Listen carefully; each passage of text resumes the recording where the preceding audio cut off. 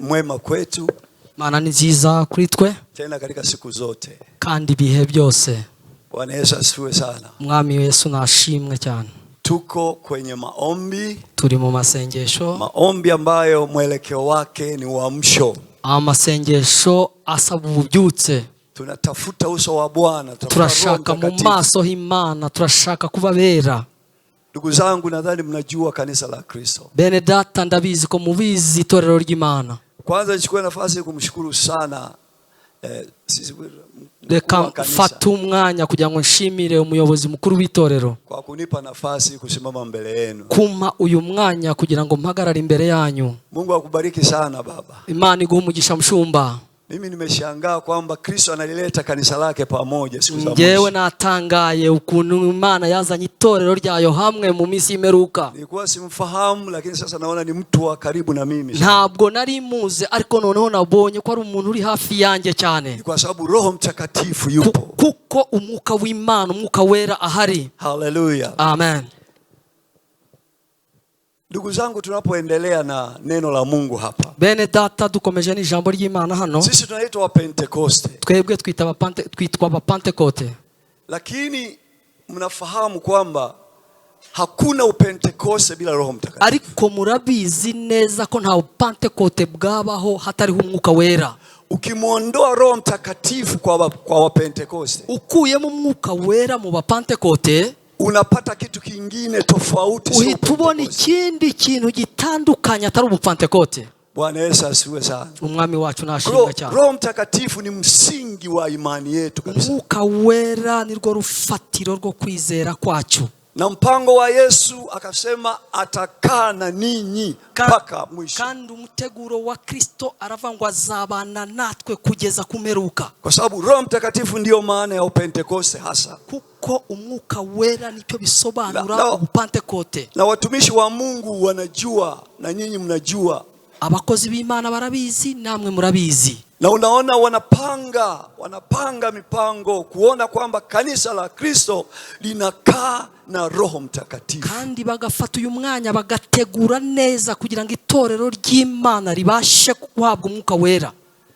Mimi nadhani niseme mengi, twende kwenye neno la Mungu. Reka ntaza kuvuga byinshi, tujye mu mwanya w'ijambo ry'Imana. Nataka tusome tu Biblia, maneno ambayo tunayajua sana. Reka dusome Biblia, amagambo y'Imana tuzi cyane. Roho Mtakatifu sio maneno, ni matendo.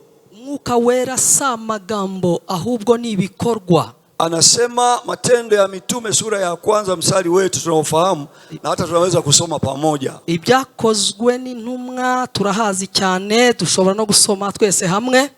Lakini mtapokea nguvu akisha kuwajilia juu yenu Roho Mtakatifu, nanyi mtakuwa mashahidi wangu katika Yerusalemu na katika Uyahudi wote na Samaria na hata mwisho wa nchi. Ni cya gice cyaho cya mbere tuzi umurongo wa 8 tumenyereye. Biblia iratubwira ngo icyakora muzahabwa imbaraga umwuka wera nabamanukira, kandi muzaba abagabo bo kumpamya i Yerusalemu ni Yudaya yose ni Samaria no kugeza ku mpera y'isi. Amen. Amen. Sikia niwaambie ndugu zangu. Mva mbabwire bene data. Yesu alifanya kazi duniani. Yesu yakoze umurimo mwisi akiwa katika mwili wake. Yambaye umubiri. Alitembea huko na kule. Yagendaga hirya no hino. Akiwa pamoja na mitume. Ari kumwe n'intumwa. Lakini baada ya kazi akaondoka. Nyuma umurimo urangije aragenda. Unajua Mungu ni Mungu wa mipango. Uzi ko Imana ari Imana ifite gahunda itegura. Yesu alikuwa amevaa mwili. Yesu yari yambaye umubiri. Alikuwa mwanadamu. Yari umuntu. Isingewezekana aingie ndani ya mtu. Ntabwo byashobokaga ngo yinjire mu muntu.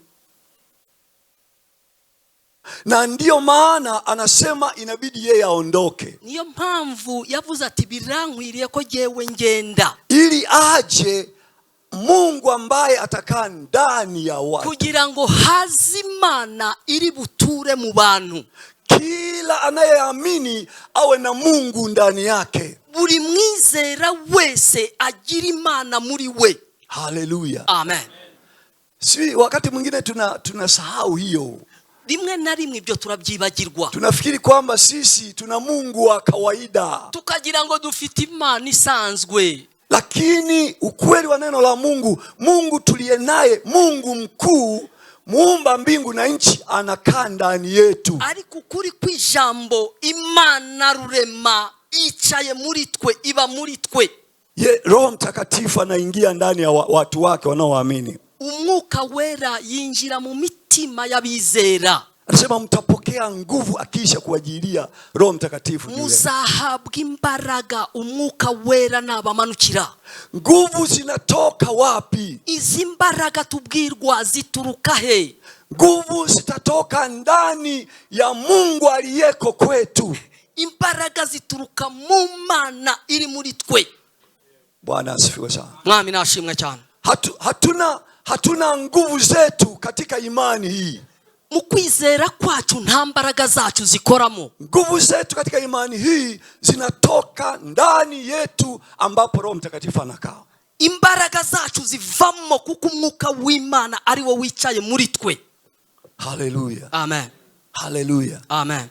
Ndiyo maana Yesu anaonyesha ulazima wa kila Mkristo kupokea Roho Mtakatifu. Niyo mpamvu Imana igaragaza umumaro wo kugira ngo buri wese umwizera yakire umwuka wera, yuzuza umwuka wera. Na sio tu kwa muda, lakini Roho Mtakatifu akiingia kwangu au kwako, anakuwa na wewe siku zote. Anakuwa na mimi siku zote. So kwinjira by'igihe gito, iyo yabaye muri twe akaba muri wowe, nukubamwo kwiteka. Hatoki, havamo, ntasohoka. Lakini Biblia iko wazi, ariko Biblia bivuga neza byeruye kwamba kuna mahali tunaweza kumfanya atoke. Ariko haraho dushobora kugera tugatuma umwuka wera yigendera. Nisikilizeni vizuri. Muntega amatwi neza. Roho Mtakatifu akiingia kwa mwanadamu, iyo umwuka wera yinjiye mu muntu, anaingia kwenye mwili wake, roho yake. akinjira mu mutima w'uwo muntu. Yeye ni Mungu. Umwuka wera ni Imana. Anaingia ndani ya roho ya mwanadamu iliyoko katika mwili. Akinjira mu mutima w'umuntu, uwo mutima uri mu mubiri. Akiingia Roho Mtakatifu ndani ya mwanadamu, iyo rero uwo mwuka wera amaze kwinjira mu muntu, anatengeneza hekalu lake. Aratunganya, agatunganya itorero rye ili akae ndani, kugira ngo abashe kuturamo. Unajua, urazi, Roho Mtakatifu anapoingia, umwuka wera iyo yinjiye, hamwachi mtu akawa hivyo hivyo. Ntabwo areka umuntu ngo atura cyo gusa. Nilikuwa naona hawa vijana hapa waimbaji. Nabonaga aba basore b'abaririmbyi wanaruka, basimbukaga. Lakini hawaruki tu kwa nguvu, lakini unaona kwamba ni kutoka katika mioyo yao, kuna kitu kinasukuma wao. Ntabwo basimbukaga kubw'imbaraga z'umubiri gusa, ahubwo wabonaga ko hari ikintu kirimo imbere muri bo gituma bakora kuriya. Na ndio maana akiingia, niyo mpamvu y'umwuka wera yinjiye, lazima mwili utikiswe, umubiri unyeganyezwe. Maana kuna nguvu ya Mungu imeingia ndani yake. Imbaraga z'Imana zinjiye muri we. Mwili hauwezi kubaki hivyo hivyo. Umubiri ntabwo waguma utyo rero. Roho Mtakatifu akiingia kwa mtu, uyu mwuka wera yinjiye mu muntu, yeye mwenyewe atajua nimeingiliwa na kitu chenye nguvu. Umuntu azamenya ati ninjiriwe, hinjiyemo ikintu cy'imbaraga. Mungu ameingia ndani yangu. Imana yinjiye muri je. Hata watu wanaomuona, wanaomtazama, n'abantu bazaba bamwitegereza bamureba, watashuhudia kwamba kuna kitu kimeingia ndani yake. Bazabihamya bavuge ngo hari ikinjiye muri we. Anaweza akapata nguvu nyingi, ashobora kugira imbaraga nyinshi, akaomba Mungu no gusenga Imana, wengine mpaka wanaanguka chini, abandi mbarana no hasi. Roho Mtakatifu, Mungu anatengeneza hekalu lake. Umwuka wera atunganya itorero rye ili lifanye kazi, kugira ngo itorero rikore umurimo. Roho Mtakatifu si maneno tu. Umwuka wera si amagambo gusa. Biblia inasema, kitabu kimoja hiki tunakipenda, tumekisoma hata sasa hivi. Biblia iravuga ati, inaitwa kitabu cha Matendo ya Mitume. Iki gitabo aho twasomye ava yuko ari ibyakozwe n'intumwa. Lakini wanatheolojia wanasema ariko abateolojiya baravuga ngo hoya, sio matendo ya mitume hasa, gari ibyakozwe n'intumwa, hoya, ni matendo ya Roho Mtakatifu. ni ibyakozwe n'umwuka wera. Maana Roho Mtakatifu si wa maneno tu. Umwuka wera atari uw'amagambo gusa. Roho Mtakatifu akiingia anamfanya mtu aingie kwenye matendo fulani. Kuko iyo umwuka wera yinjiye mu muntu, umuntu ahita yinjira mu bikorwa runaka. Haleluya. Amen. Yesu asifiwe. Amen. Huyo ndiye Mungu ambaye tunataka aendelee kuwa ndani yetu. Iyo niyo Mana dushaka kwigumya gutura muri twebwe. Lakini sikilizeni niwaambie, ariko ni muntega amatwi mu nyumve, mtu akishindwa kutunza Roho Mtakatifu, iyo umuntu rero atigensereye ngo arinde umwuka wera muri we, akishindwa kumtunza, iyo atabishoboye kurinda umwuka wera uri muri we, anatoka umwuka wera arigendera kimya, bucece, hakuna fujo, nta rusaku, nta gusakuza, anatoka kimya, akisohokera bucece. lakini kuingia, ariko kwinjira, anaingia na nguvu nyingi, yinjira n'imbaraga nyinshi, anaingia na utambulisho yinjira kwamba Mungu ameingia kwenye nyumba yake, bikamenyekana ko Imana yinjiye mu nzu yayo. lakini kutoka, ariko gusohoka kimya kimya. bucece. Na hapa ndio watumishi wa Mungu, wachungaji wenzangu, ahangaha niho bakozi b'Imana, bashumba bagenzi banjye, dufite umurimo, tuna kazi ya kufanya, dufite umurimo wo gukora. lakini ariko shetani, satani, pepo, imyuka mibi akiingia kwa mtu, iyo yinjiye mu muntu, anaingia kimya kimya, uwo mwuka mubi winjira bucece, hakuna ghasia, buhoro buhoro, kimya, bucece. huwezi hata ukajua kwamba huyu ana pepo, ana roho chafu. ushobora no kumenya ko umwuka mubi wamwinjiyemo. Mungu atusaidie sana. Imana idufashe cyane. Hapo ndipo penye kazi ngumu kidogo. aho ngaho ni wari umurimo ukomeye. Je, bado Roho Mtakatifu yuko ndani yangu? Nukwibaza, ese umwuka wera aracyari? Kwa sababu shida ni moja, akitoka anatoka kimya kimya. kuko ikibazo ni kimwe, iyo asohoka bucece. Mungu atusaidie. Imana idufashe. Lakini ariko pepo au shetani, satani cyangwa umwuka mubi akiingia kwa mtu, iyo yinjiye mu muntu, anaingia kimya kimya, yinjiramo bucece nawe. lakini kutoka, ariko gusohoka ni fujo, nugusakuza. Haleluya. Kuna challenge hapo. aho ngaho rero niho usanga bigoraniye gatoya.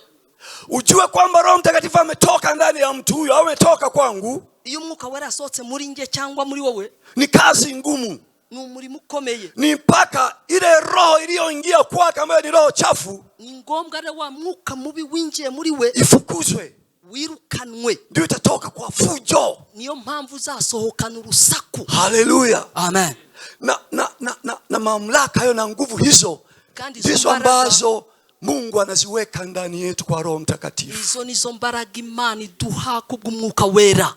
Hata hapa tukiwa hapa, naha turahangaha, shetani hawezi kusogea hapa kwa urahisi, haiwezekani. ntabwo satani kwegera hano byamworohera. Kama Roho Mtakatifu yuko ndani ya kila mtu, nimba umwuka wera ari muri buri hawezi muntu, kusogea, ntabwo satani yahegera, ntashobora. Haleluya. Amen.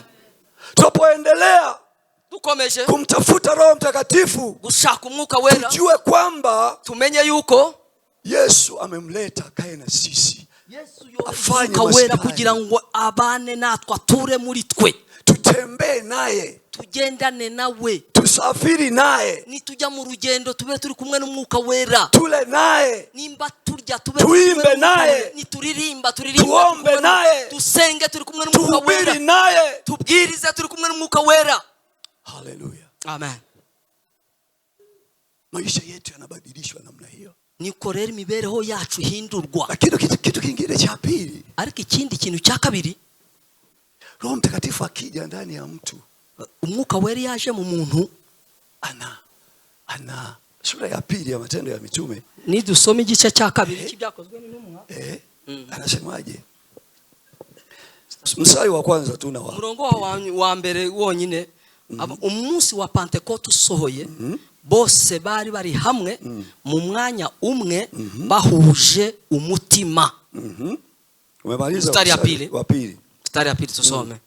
umurongo wa kabiri avuga ngo nuko umuriri ubatungura uvuye mu ijuru umeze nk'umuyaga uhuha cyane ukwira inzu bari bicayemo.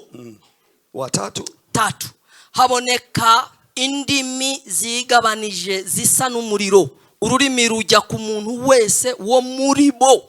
4 Stari ya 4 uravuga ngo bose buzuzwa umwuka wera batangira kuvuga izindi ndimi nk'uko umwuka yabahaye kuzivuga. Amen. Amen. Sikiliza hapa.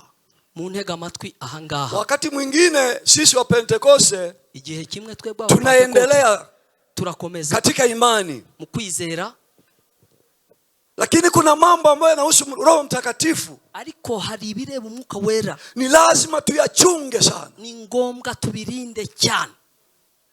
Aliposhuka Roho Mtakatifu kwa mitume, umwuka wera yururukiye intumwa, bila sema kutokea uvumi kama uvumi wa upepo kwenda kasi, uhereye iburasirazuba wote wakajazwa Roho Mtakatifu. Bose buzuzwa umwuka wera. Nikifika hapo nataka kusema Roho Mtakatifu ni haki ya kila muamini. Nukuvuga rero umwuka wera ni ngombwa cyangwa se ni isezerano kuwizera wese. Haijalishi ana hali ya maisha gani, bititaye ku mibereho yiwe afite, haijalishi ni mwanaume au mwanamke, tutitaye ko ari umugabo cyangwa umugore.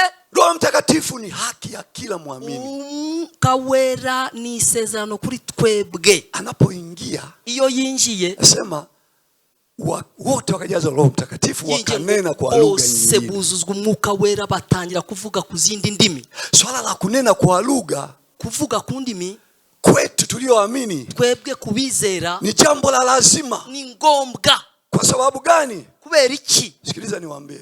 Tega amatwi mbabwire. Kwa nini anaanzia kwenye ulimi? Kuki mtu anene kwa lugha, ulimi avuge mu ndimi, amletee lugha nyingine, amuzanira izindi ndimi? Ulimi ni hatari. Ulimi ruragoye, rurakomeye.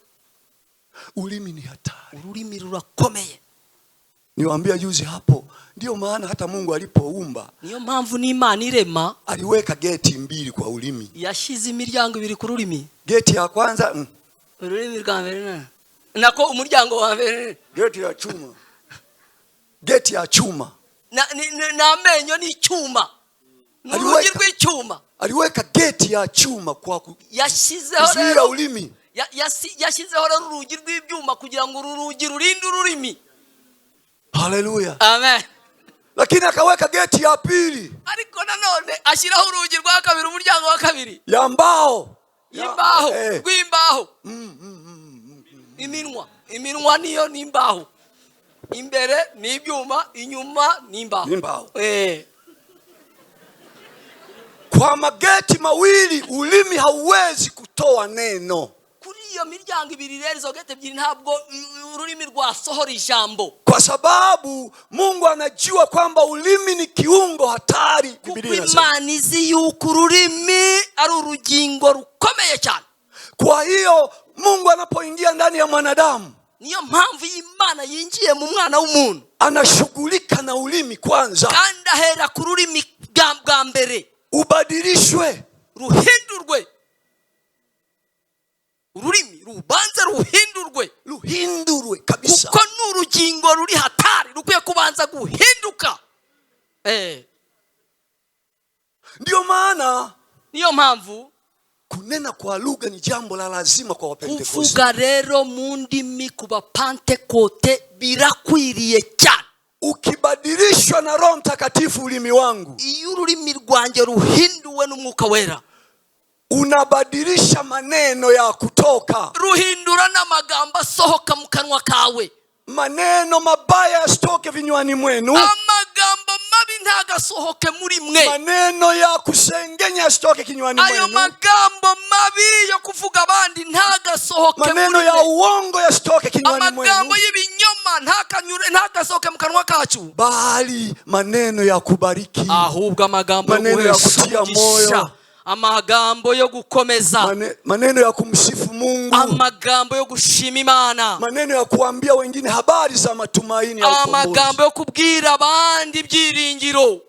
Ulimi usipodhibitiwa na Roho Mtakatifu, iyo rero ururimi rutarinzwe ngo rufatwe n'umwuka wera, ndio hata tunaweza kukosana na huyu. niyo mpamvu duhita duswana nawe. Naenda kwa pastor mkuu, nkagenda kwa pastor mukuru, naambia huyu, nkamubwira huyu pastor unamjua, huyu uramuzi pastor, mambo yake ovyo sana, huyu ibyiwe ni bibi, huyu bwana hakusemi vizuri, huyu muntu nta kuvuga neza, pastor huyu chukua umwangalie sana, pastor huyu nguyu mukurikirane cyane. Na pastor anaanza kumuona vibaya, akatangira kumureba nabi kubera ururimi rwe n'amagambo ye. Pastor agatangira kubona jewe nabi, mwisho anaanza kuchukua hatua, hanyuma kwiherezo akamfatira ibyemezo bikomeye, pambana na huyu, akamfatira ibyemezo bikomeye. Ndio maana Biblia inasema, niyo mpamvu birivuga, vita vinatoka wapi miongoni mwenu? muri mwe ziva, kwa sababu chanzo cha shida ni ulimi. intangiriro y'ingorane ni ururimi. Ulimi mama, ulimi baba, ururimi mubyeyi, ururimi. Kubali kunena kwa lugha, emera kuvuga mu ndimi. Usikae tu wakati watu wanaomba, ntuzajya wicara gusigira abantu basenga basaba ngo umwuka wera yururuke. Fumbua kinywa chako, fumbura umunwa wawe, ili Roho Mtakatifu aingie, kugira ngo umwuka wera yinjire, ahindure ururimi, ageuza ulimi wako. Haleluya, haleluya, amen. si ndio? Ni kweli, sivyo?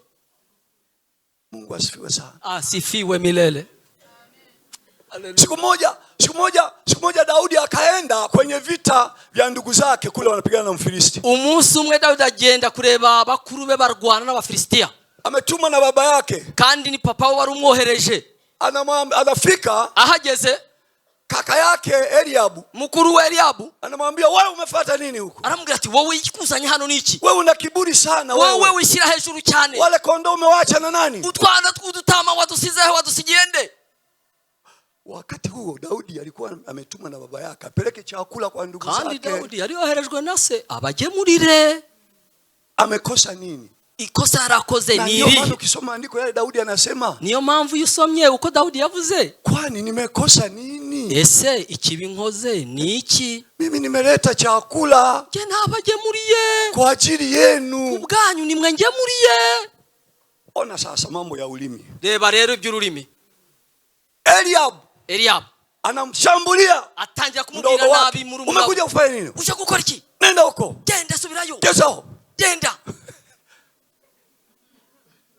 Daudi ulimi wake, ururimi rwe unatoa vitu tofauti, rwasohoye ibitandukanye n'ibya mukuru we. Anasema, kwani nimekosa nini? Ese icyo nkosheje ni iki?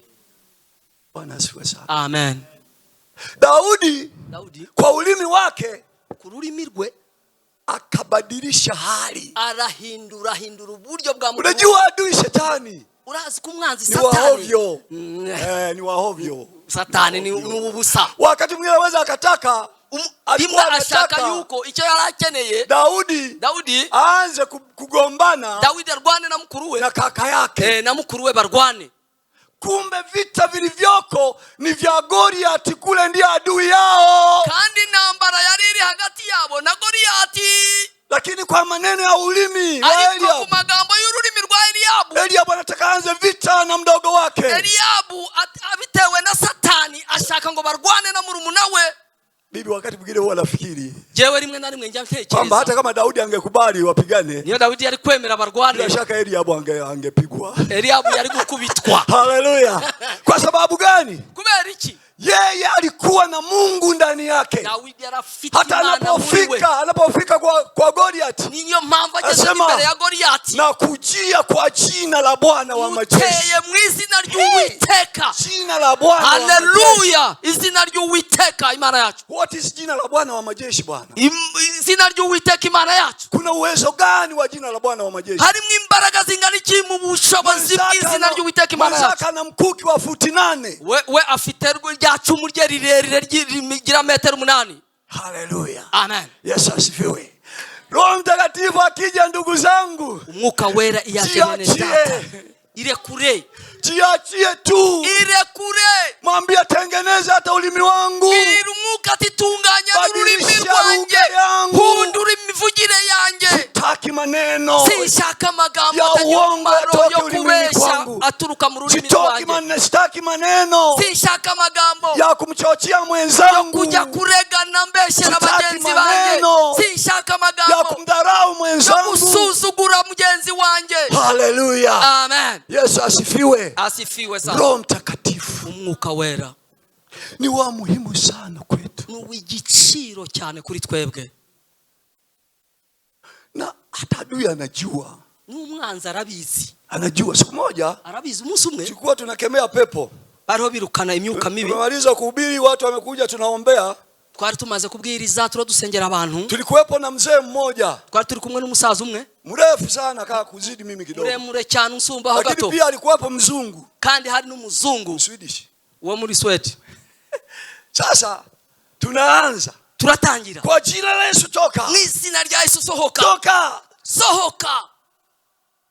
yule mzungu naye yupo anajaribu, n'umuzungu nawe yarahari nawe akagerageza mu Giswahili kiwe, kwa jina la Yesu toka. uko nyine niko yavugaga uwo muzungu. Ile pepo ikasimama, wa mwuka mubi uravuga, ikainua macho, irareba, ikamwambia hivi, ibwira wa mzungu, wowe nikisimama hapo nimpagaruka ahangaha nitakamua hiyo pua yako mpaka itoe maji. iryo zuru ryawe ndikande. Unaniambia wewe kwa jina la Yesu unayo mamlaka hiyo? urambwira ngo mu izina rya Yesu ubwo butware wowe urabufite? Shetani anajua, Satani arabizi, sio kama mjinga, ntabwo ari igicucu Satani. Shetani wakati mwingine tunamsifu bishop, tunamsifu, hari igihe rero tumuramya kwamba akati tamaa, ariko we ntagira cika intege, akati tamaa, ntacika intege, anajaribu, aragerageza, anashindwa, anajaribu tena, yatsindwa kongera akagerageza. Yule mzungu, wa mzungu akaenda, ahita yigendera, akashindwa, akaona hapa nimeambiwa ukweli, aravuga ati harubu yose mbwiye ukuri. Aha mbwiye ukuri. Alikuwepo mzee mwingine sasa, hari n'undi musaza mwenzetu umwirabura nkatwe, naye yuko hapo, nawe araho, kwa jina la Yesu, mu izina rya Yesu toka, vamos, sohoka. Yule pepo wa mwuka mubi akamwangalia, yitegereza uwo musaza umwirabura nawe, halafu akamwambia wewe, ahita ambwira ati ariko wowe, alikuwa mzee Yuda, yitwaga Yuda, wewe Yuda, ariko wowe Yuda, nikisimama nimpaguruka ninavunja hiyo miguu yako, ayo maguru yawe ndavunagura. wewe unamjua Yesu? Wowe uramuzi Yesu? Na akasema wazi, akasema uwo mwuka mubivuga weruye, wewe kama unamjua Yesu, kwa nini unahama unaenda kanisa hili, unaenda kanisa hili, unaenda kanisa hili, wewe umjui Mungu? niba uzi kuzi Yesu, kuki wimuka ukava mwiri teorero ukajya muri riya, ukimuka ukajya muri riya, ukimuka ukajya muri riya? nta Yesu uzi. Toka nitakuvunja miguu yako. vaho ngaho ntarakuvunagura amaguru. Haya, akaondoka, nawe arigendera. Haleluya. Amen. Nasema kwamba ndavuga nti Roho Mtakatifu anaweza akatoka, mwuka wera na kutoka kwake ni kimya kimya, kandi iyo yisohokeye asohoka tuje. lakini vinginevyo kama Roho Mtakatifu yupo, ariko noneho uyu mwuka wera hari, yeye ni Mungu ndani yetu, we ni Imana muri twe. anasema mtapokea nguvu akija Roho Mtakatifu, mwuka wera nabamanukira mtakuwa mashahidi, muzaba bagabo.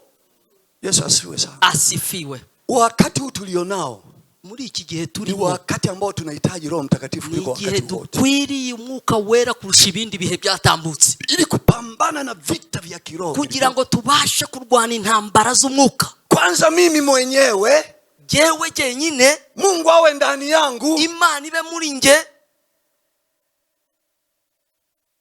ili niweze kupambana na yale yanayokuja kinyume na Mungu, kugira ngo mbashe kurwanya bya bindi byikize hejuru kurwanya Imana. Roho Mtakatifu anisaidie umwuka wera amfashe, hii sio yenyewe, mbashe gusobanukirwa ngo ibisibyo ibisibye Imana, hii ni yenyewe, ibi ni ibyayo, hii ni yenyewe, ibi ni ibyayo, Roho Mtakatifu, umwuka wera.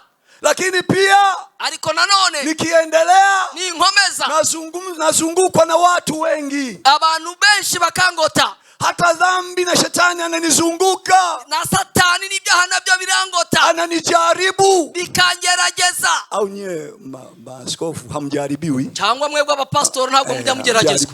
ntimugeragezwa. I say shetani amezuiliwa mbinguni tu, ni mwijuru gusa, Satani ni hatagera mbinguni tu, mwijuru honyine. Lakini huku duniani anajaribu, lakini Yesu akasema tuna mamlaka ya kufunga. Tunaweza kuyafunga, yanafungwa mbinguni. Tunaweza kuyafungua, yanafunguliwa mbinguni. Kwa mamlaka gani? Kwa mamlaka gani? Kwa Roho Mtakatifu. Sifa kwa Mungu. Haleluya. Mimi nadhani muda wangu umeisha. Mwanya wanje sinzi nimba ushobora kugiye kurangira. Kanisa la Kristo, torero ry'Imana ni hapo. Aho Tusipoteze hapo. Aho nituzatakaze. Emera. Usibaki kuwa na Pentekoste ya historia. Ntuzagire Pentekoste gusa yo mu nkuru. Mungu wetu sio wa historia. Imana yacu si imana yo mu nkuru. Yule jana uko imana yacu yarireshe alifanya kwa kina Paulo na kina Petro na kwa Petero na Yohana, ndivyo alivyofanya kwa wazee wetu waliotutangulia. Niko yakoze n'abasaza batubanjirije. Ndivyo anazoweza kufanya kwetu leo. Kandi niko ashobora gukorana natwe uyu munsi. Yeye yule jana na leo. Kuko yarareje ni kwa uyu munsi niko azanahora iteka ryose. Amen. Mwambie ndugu yako, kaa vizuri, Roho Mtakatifu ajae tena. Bwira mugenzi wawe ngo tuza neza umwuka w'Imana yongere yuzure, wongere wuzuzwe, ili uweze kusimama kugira ngo ubashe guhagarara katika jina la Yesu. Mw'izina rya Yesu Kristo. Amen. Amen. Mungu awabariki sana. Imana ibahe umugisha. Amen. Amen.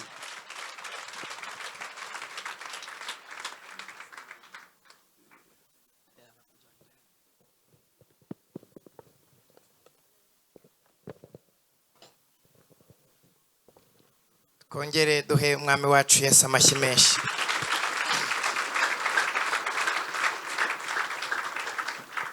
Ashoje avuga ngo wongere wuzuzwe. Imana itwuzuze umwuka wera. Twize ijambo ryiza cyane. Dukomeze dusome ibyanditswe.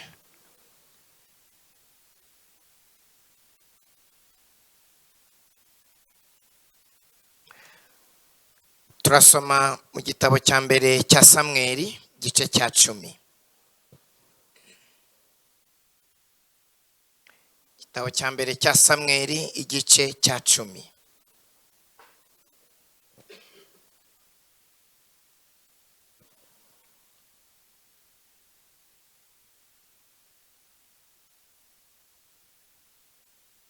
Turasoma duhereye ku murongo wa mbere ningera ku murongo wa 6. Ndawusoma inshuro 3. Iteraniro ryose mwikiriza muti amen. N'umurongo wa 7 ndawusoma inshuro 3.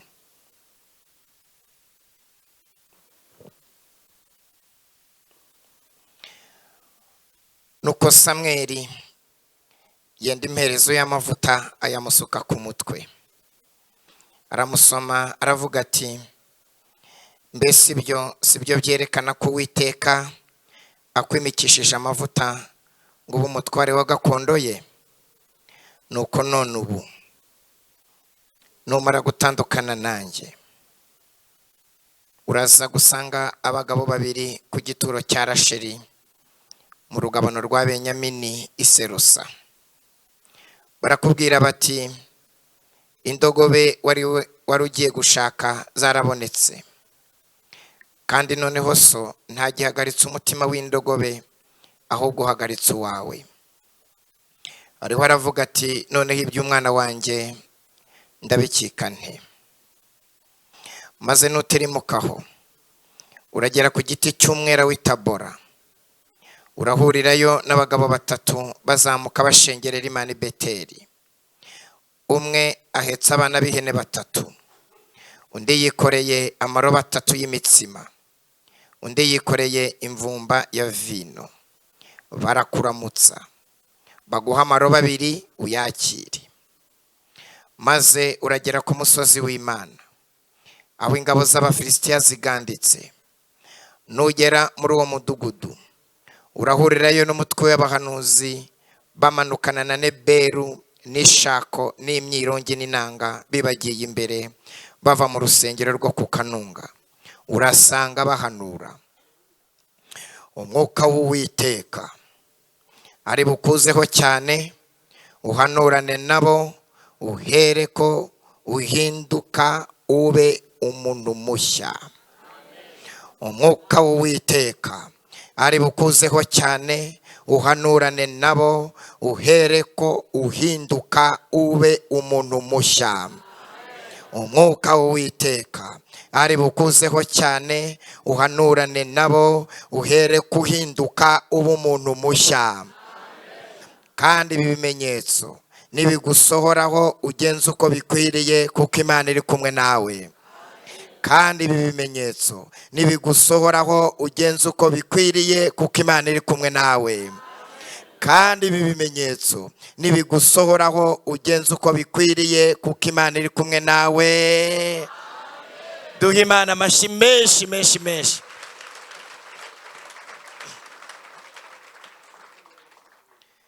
Ngiye kubasabira umugisha w'Imana muri iki giterane. Umwuka w'Uwiteka abazeho cyane. Iryo jambo tugiye kuganira. Umwuka w'Uwiteka abazeho cyane.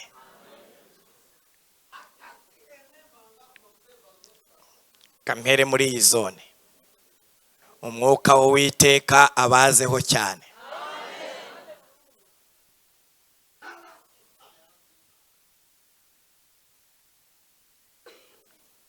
Kankomereze hano naho ndabona bikenewe. Umwuka w'Uwiteka abazeho cyane. Omereze hano. Umwuka w'Uwiteka abazeho cyane.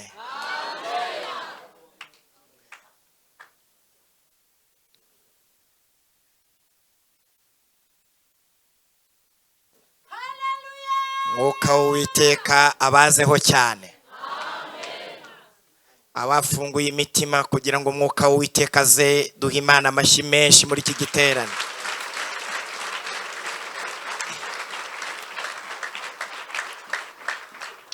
Kuri iri jambo ndababwiraho ibintu bitatu y'umwuka weraje cyane biba.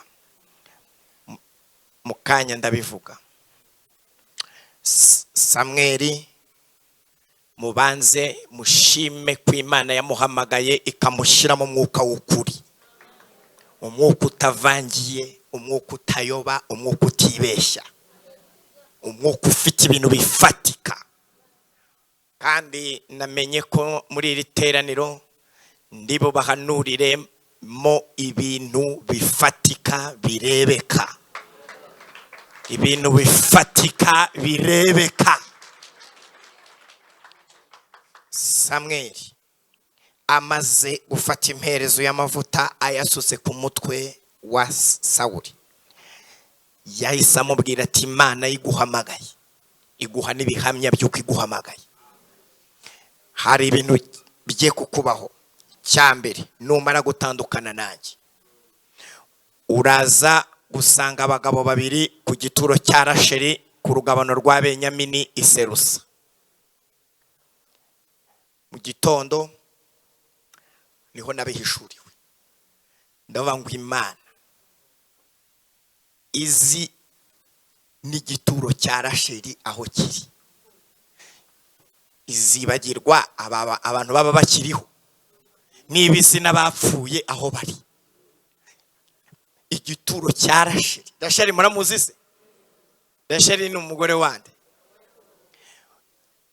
Aramubwira ngo nutirimuka dutandukanye uragera ku gituro cya Rasheli i Serusa ku rugabano rwa Benyamini, urahasanga abagabo babiri. Urumva ntabwo hasanze batatu, ni bangahe? Ni babiri. None Imana imenya n'abantu bari mu gituro bapfuye, izibagirwa bakiri bazima. N'aba Rasheli bapfuye kera, igituro cyabo ijuru rirakiza. N'amagufa yabo yaraboze, ariko ijuru rizaho bashyinguye. Imana imenya n'abapfuye, izibagirwa umwana wawe, ikamenya n'aho bashinguye. Nugera ku gituro cya Rasheli urasanga abagabo babiri barakubwira ngo indogobe waragiye gushaka zarabonetse. N'amagambo bakubwira Samweli yayakuruye nayo yayabonye. Imana izana abahanuzi b'ukuri mu itorero ry'Imana. Haleluya we!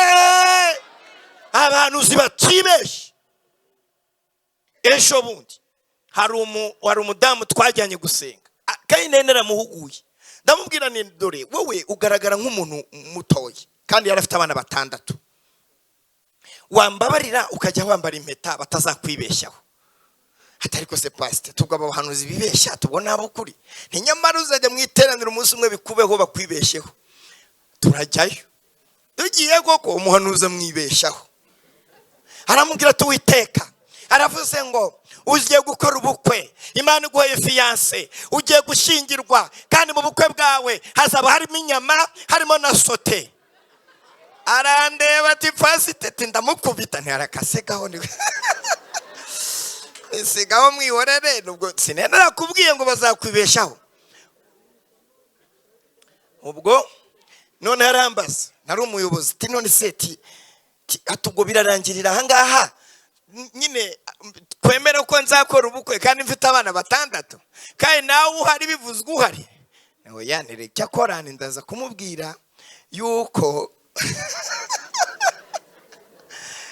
ndaza nyuma y'iteraniro ndamubwira ko yakwibeshyeho.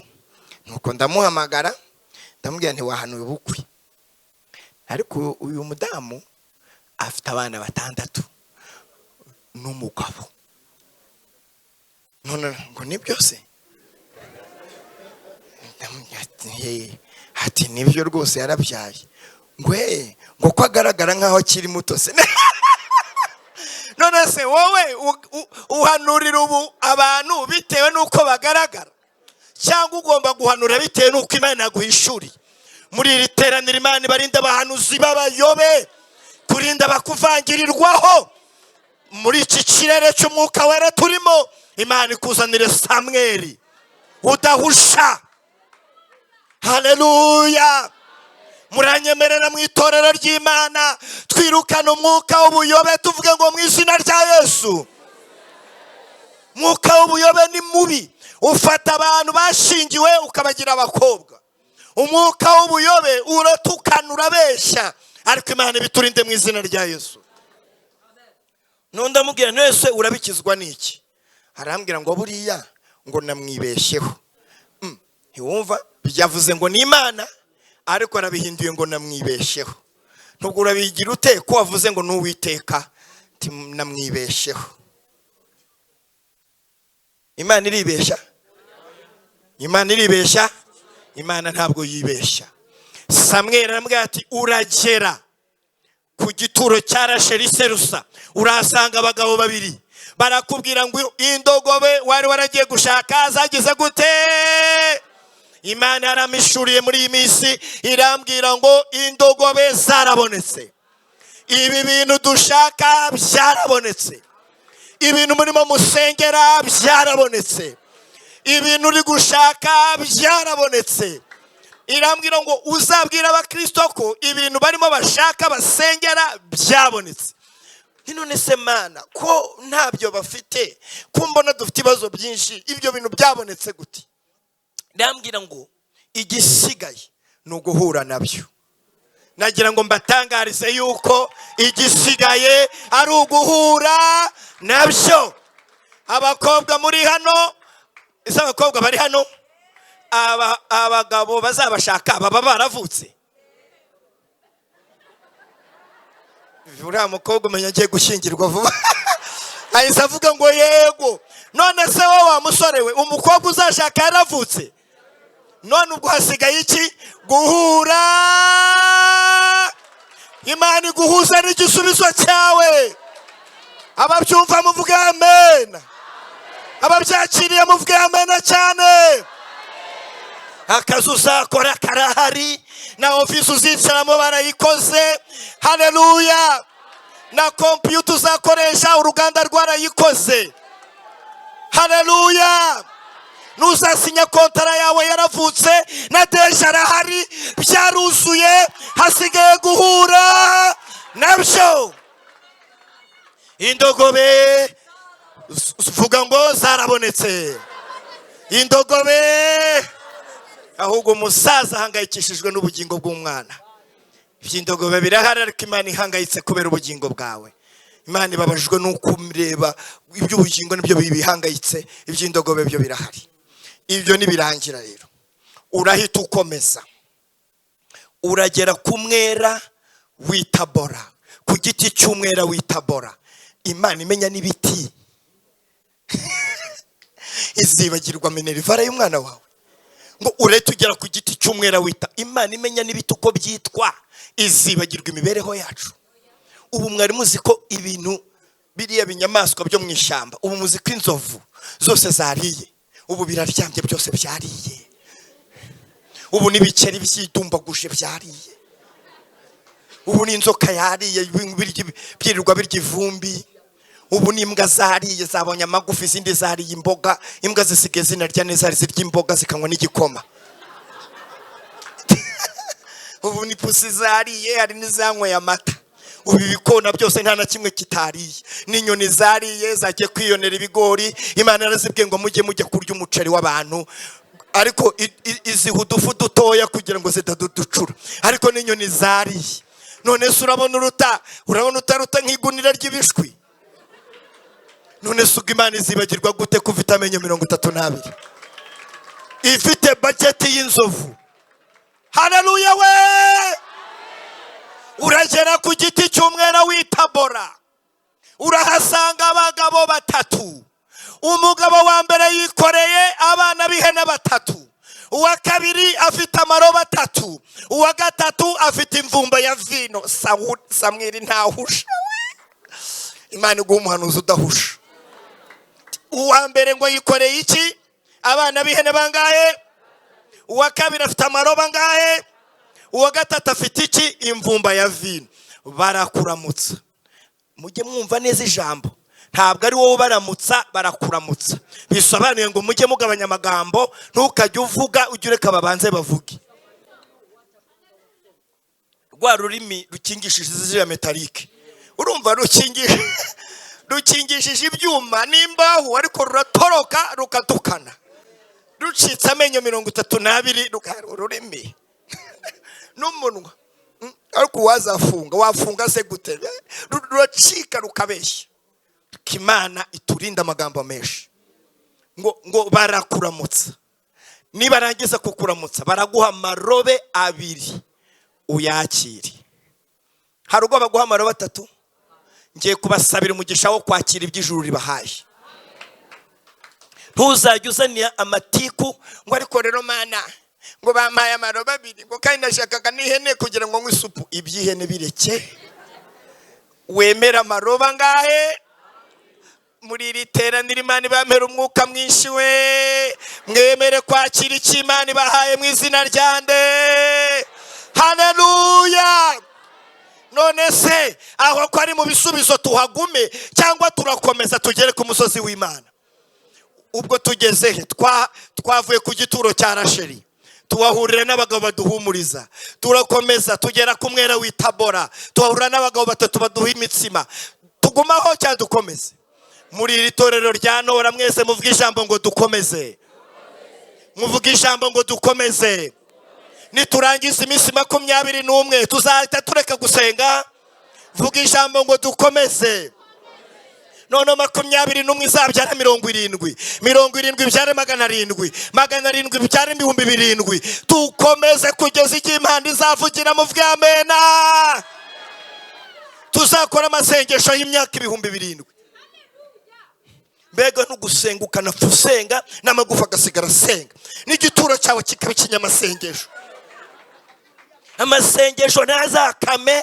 None ikindi ngiye kubivuga, none uzasenge n'umwana wawe asenge n'umwuzukuru asenge n'umwuzukuruza asenge bajye bavuga bati data yari umunyamasengesho tisogokuru yigeze gusenga 21 barimo bavuga yangaya kandi abo n'abana b'abana bawe bisobanuye ngo amasengesho ntacike vuga ngo amena amasengesho ntagira ate uzasenge n'umwana wawe asenge n'umwana w'umwana asenge n'umwuzukuru asenge n'umwuzukuruza n'ubuvivi bose amasengesho na agumeho batese ko aba bana basenga bati se nawe yarasengaga nubwo utakiriho ariko warasengaga ngo turarangije ntago masengesho arangira cyakora hano muri ibyo vuze igihe azayasoreza aravuga ngo niyambuye umubiri upfa ngo yambaye kuda ngo nibwo aziyakira uri arajya bavuga ngo dusoze ngo twiyakire ntago amasengesho yasoza buyakira ya masengesho nuko yasoza utakivuga nubona utakivuga wapfuye wenda uzasoza ariko amagufa nayo azaguma asenge n'abana bazakoma basenge masengesho ntazacika ngiye kongera mbisubiremo Imana ibaho umwuka mwinshi haleluya ngo urakomeza ngiye kugera ahantu nshaka rero urakomeza ugere ku musozi w'Imana aho hantu urahahurira n'abahanuzi ngiye guhanura ibintu namihishuriwe ngo abo bahanuzi bafite ibintu ngiye kubisoma nimbibura hano murajya kubigura nyuma y'aya masengesho icyambere abahanuzi baramanukana Neberu hano irahari bacuranzi mubaha bari hehe pape muze hano mwekere hano nimubura Neberu murasohoka mujye kwishaka Neberu ni iki ni gitari cara turebe bgumaho Neberu noneho abo bahanuzi bafite ishako mushaka ishako hano ishako ni izi ngizi cyangwa ni ibintu uri kugenda uhimba ariko arimo aragerageza ubwo ibyo ubura murabishaka ntacyo komite ishinzwe iterambere barakuba hafi aba bantu kandi bafite n'iki bafite n'umwirongi uriho kandi narabikubwiye si ubwa mbere mbikubwiye hari akantu bacurangisha kitwa saxophone murakazi kavuga neza umwuka gahitaza kara kantu karihe kariyeze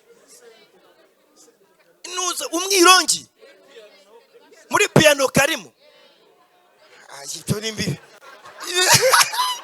oya namugiye kwitiranya piano n'umwirongi umwirongi ni kamwe bahuhamo karimo byestayemo kavuze numve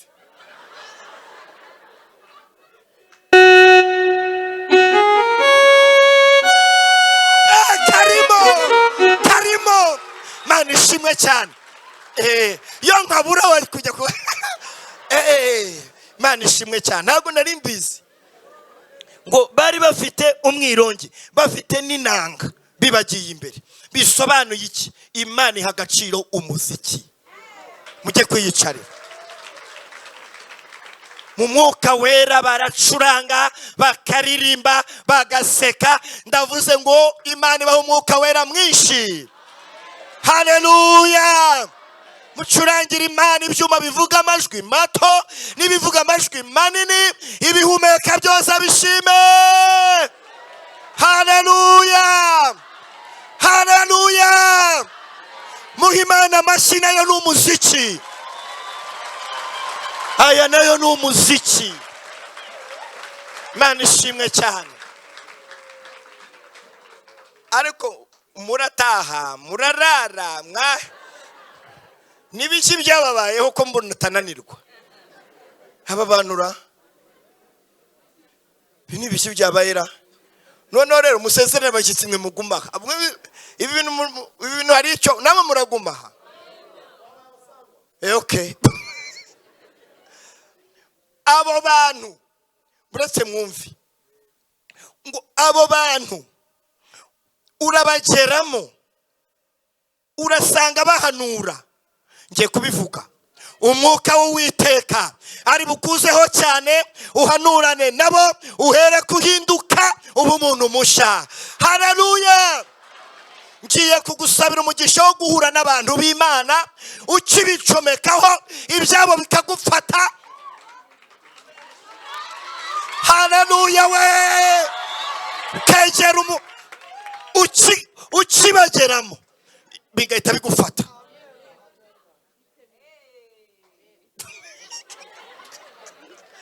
Ukigera muri abo bantu bigahita bigufata. Haleluya. Imana kurinda abanyamatiku, kurinda abantu batukana, kurinda abanyentambara n'abasambanyi n'abarozi, iguha abantu b'umwuka ukibageramo. Haleluya. Mwuka w'Uwiteka itagufata. Kubera mukanya ngiye gusoza dusenge. Ngiye kubasabira amavuta atavogerwa. Ngo nubwe bwoko bw'amavuta? Amavuta atavogerwa, amavuta batasuzugura ngo bayashobore. Ayo mavuta Imana yahaye Samweli, iyaha na Dawidi. Imana ibwira Dawidi, iramubwira ati ubu rero nguhaye amavuta Sawuli adashobora noneho. Igihe cyo kuba mu mwobo kirarangiye. Ntuzongera kwihisha, ntuzongera. Ndakubwiye ngo sanga Samweli akubwira ahantu mwubaka Sawuli atazagera. Amusanga ahantu yarari. Samweli abaza Imana ati turabahe ko umukuye mu mwobo, turabahe. Ijwi riramubwira ngo mujyi na yote y'irama. Bajyayo. None se turi bwihishe ti oya, na Sawuli mumubwire ko ariho tugiye. None se nabimenya katwica ati Imana yatubwiye ngo aho tugiye ntazadushobora. Ngiye kubasabira amavuta adashoborwa. Amavuta batiba, batakubita, bategera, batavogera, badatunga agatoki. Ayo mavuta Imana yabahe mu izina. None dutanga itangazo ibwami ko tugiye kubina yote y'irama, ati mubivugeyo, mubimubwire ko ariho tugiye. Kwihisha birarangiye. Imana iguha igisubizo cy'ikibazo ufite. Igihe umaze kuri umusozi kira hagije, ijuru rigutabare. Nawe uha umwana ibere wumva uko bimera. Sawuli mu nama ya guverinoma baramubwira batariko batunyuzeho bari kuvuga ngo bagiye ahantu ngo utazabashobora. Bagiye bari na yote. Inote y'irama ati niwe. Ntabwo aze ari kwihisha tereka yavuze ngo ntuzamushobora. Yohereza y'ingabo zo kujya kumufata. Mumbwire ngo kagira inkuru. Ingabo ziti ye baba we turapfa. Yohereza ingabo zigera na yote y'irama, zisanga bahanura. Vuga ngo zisanga bahanura.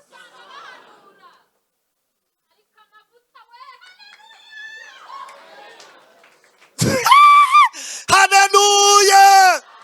Umwuka w'Imana bafatira kuri yo zone. Nagira ngo hano intore Imana yashira umwuka wayo, uzajya uhagera n'abatazi no guhanura ibyo ari byo.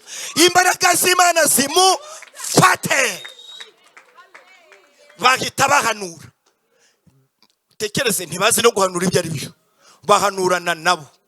Nge narinzi mbimenye ejo bundi. Bibiliya rero yarananiye, wagira ngo bayandika buri mugoroba.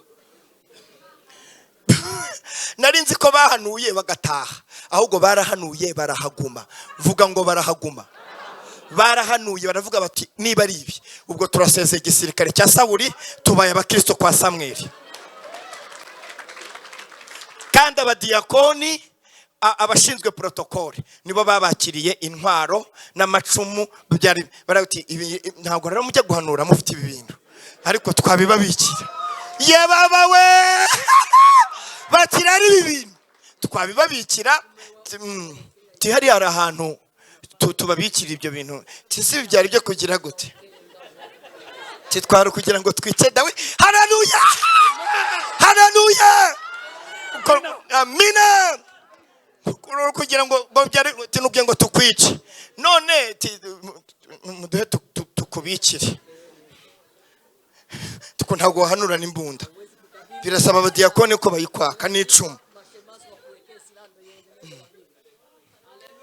Noneho bahita bicara hasi barahaguma.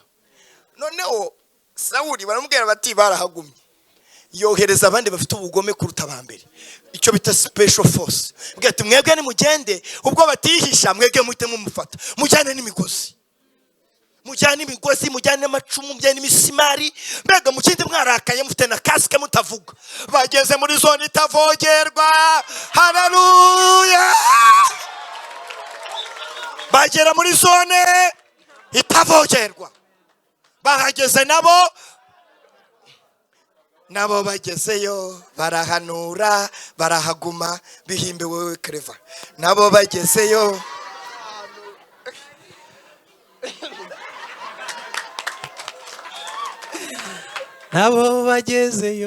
barahanura barahaguma.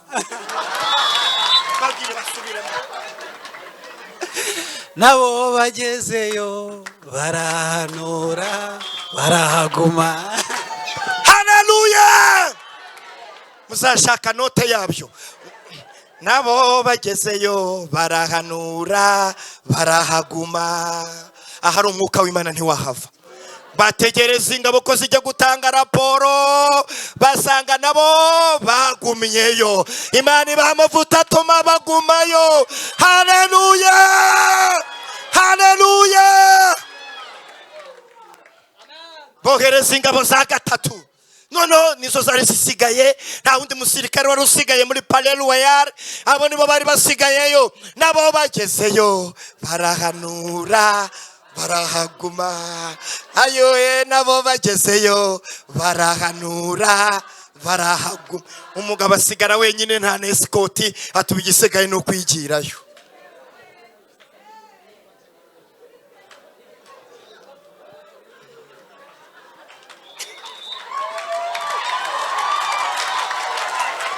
Nana escort afite, escort izaguminyeyo. Imana ibaha amavuta we, haleluya. Imana ibaha umwuka mwinshi, mwikirize cyane muti amen. Nawe ahageze ubuhanuzi bumufatira kure, ngo agenda hanura.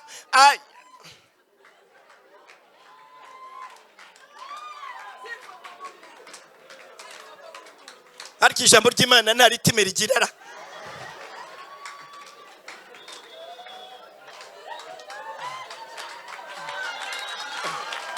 Haleluya. Sawuli nawe agezeyo arahanura arahaguma, amavuta atavogerwa. Haleluya. Imana yasiga abashumba b'iki gihe, Imana yasiga abaririmbyi, abasuzuguye itorero ry'Imana bazihane. Umuriro wa Pentekote uhore, uhore. Ndarangije, ibindi naho ubundi. Muhaguruke dusenga Imana. Ndarangije.